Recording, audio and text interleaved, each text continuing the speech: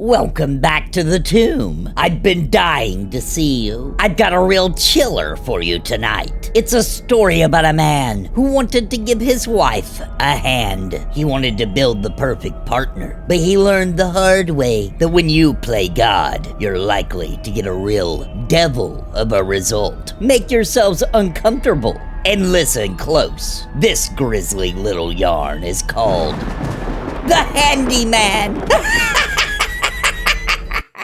The smell was the first thing you noticed, but only if you were new. Paul hadn't been new in 15 years. To him, the air in the county morgue was just air. It was a complex odor, a layered perfume of putrefaction that clung to the back of your throat. It was the smell of proteins breaking down, a scent like rotten eggs and spoiled cabbage with a sickly sweet undertone that hinted at things best left unimagined. Paul breathed it in like it was nothing. It was the smell of his trade. He stood over the stainless steel gurney. The body on it was a Jane Doe, a floater pulled from the reservoir. Bloated and discolored, she was of no use to him. Not most of her, anyway. But her left arm was exquisite. Good tone, he thought. His inner voice as calm and measured as a pathologist's report. Minimal water damage to the epidermis. Elegant wrist. Long, slender fingers. Yes, this will do nicely.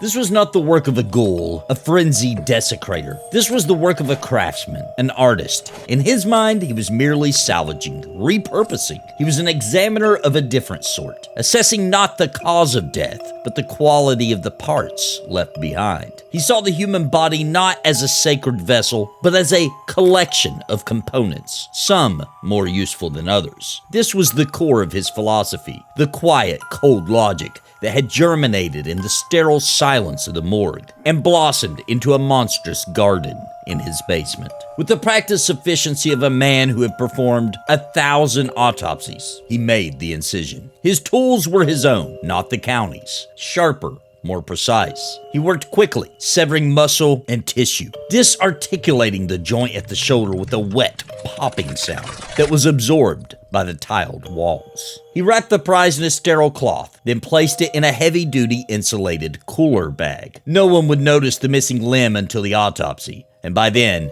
who would care? She was a floater, another piece of human refuse for the county to dispose of. But her arm was destined for a higher purpose. The drive home was a study in the mundane, the rhythmic click-clack of the turn signal, the familiar potholes on Main Street, the weight of the cooler bag on the passenger seat next to him, a silent, heavy presence. He parked the sedan in a driveway of his modest suburban house, a 2-story colonial with neat shutters and a well-tended lawn. He was an average man living an average life. That's what the neighbors thought. That's what he told himself. Inside, the house was quiet. He walked through the tidy living room, past the family photos on the mantelpiece. Photos of him and Gloria from a time before the accident, a time before his project. He stopped at the basement door. It was a heavy, solid oak door, reinforced with a steel plate. It had 3 separate locks and a thick, industrial deadbolt. This door was a physical manifestation of his secret, a stark boundary between the world of appearances and the world of his own making. It was a prison gate, and behind it, he was God. He unlocked the door, the sound of the tumblers clicking over, loud in the silent house. The air that wafted up from the basement was different from the morgue's. It was warmer, lived in, but with the underlying current of something else. A faint, fungal, earthly smell. The scent of unwashed bodies and stale confinement. He descended the stairs. The basement was not a dungeon. It was a fully furnished, self-contained apartment. A small kitchen, a living room area with a worn sofa and a television. A bathroom. The domesticity of the space was the most perverse part of it all. This was not a cell. It was a cage disguised as a home. And in the center of the room, sitting on the sofa, was Gloria. She was a living chronicle of his work, a testament to years of sustained, nightmarish trauma. Her body was a grotesque tapestry, woven from the flesh of the dead. Her eyes were the worst part.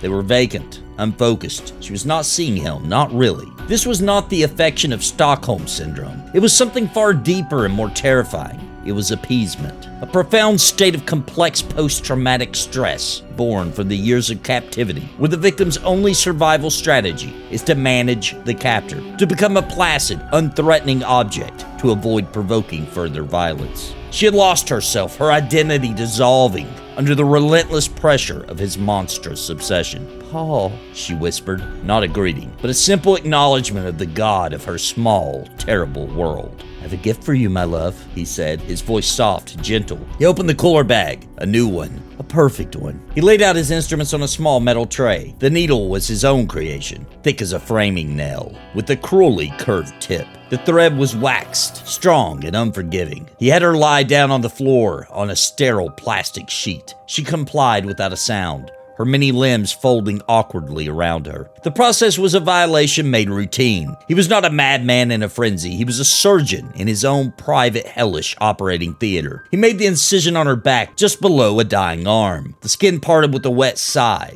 He positioned the new arm, pressing the raw flesh of the stump against the raw flesh of her back. Then he began to sew. As he worked, a tremor ran through Gloria's body. Her eyes, which had been closed, fluttered open, but she wasn't looking at him. She was looking at the ceiling. Her consciousness fractured, splintered. The pain was a distant signal, an echo from a body that no longer felt like her own. It was the experience of profound dissociation, a mind that had retreated so far from the site of its torture that the physical sensations became abstract, non-discursive data points without emotional context. A faint whimper escaped her lips, the only sound she made.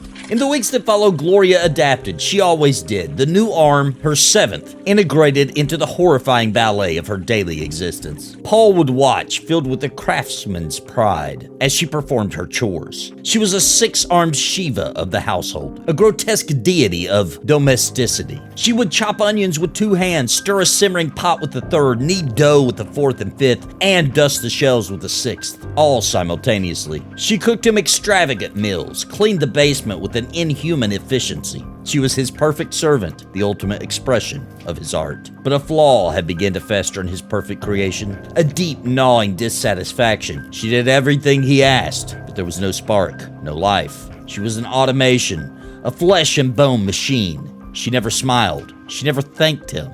She never looked at him with the adoration he craved. He had built the perfect tool, but he was lonelier than ever. And in that loneliness, a new, more ambitious idea began to take root. He was watching her one evening as she prepared his dinner. Her movements were a fluid, multi-limbed marvel of coordination. He should have been pleased. He wasn't. The trigger, when it came, was not an act of physical violence. It was a simple, casual observation, a piece of quiet psychological cruelty that shattered the very foundation of Gloria's world. "You know," he said, his tone conversational, like a man discussing a leaky faucet. "That smaller arm, it was a mistake. The proportions are all wrong. It throws off the whole aesthetic."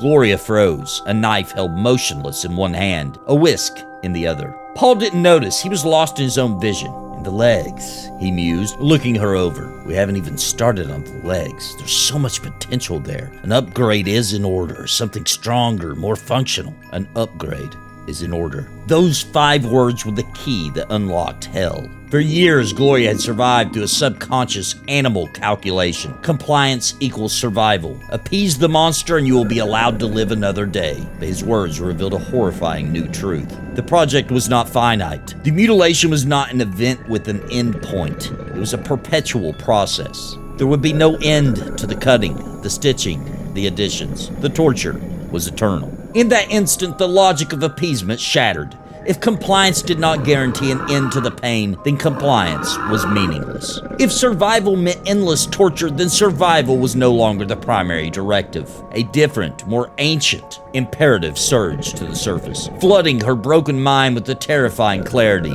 The only remaining path was to end the torturer. Her head turned, slowly. The neck creaked. A sound of dry bone and atrophied muscle. Her eyes, which had been vacant for years, were not vacant now. They were focused. They were intelligent. They were filled with a light that was older and colder than the stars. Paul saw the change, and a sliver of ice slid down his spine. "Gloria?" he whispered. She did not answer. Instead, her body began to move. It was not the movement of a human being.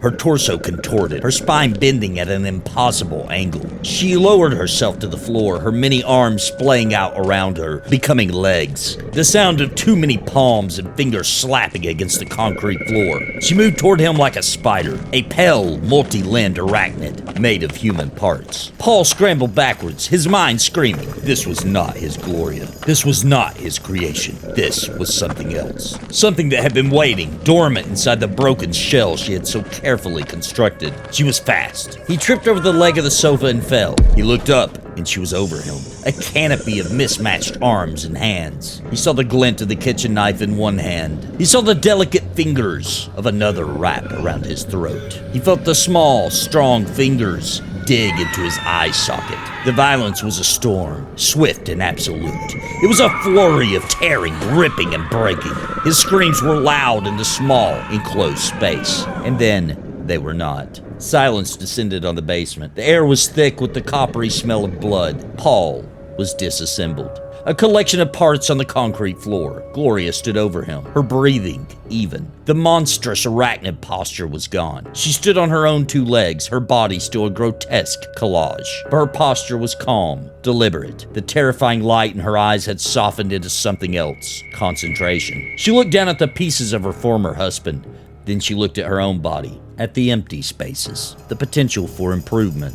Her victory was not liberation. It was the final horrifying stage of her transformation. She had not overcome her trauma. She had been consumed by it. She had fully internalized her captor's pathology. The cycle of mutilation would continue. The artist had simply changed. She walked over to the metal tray and picked up the thick, curved needle and the waxed thread. She knelt beside one of Paul's severed arms.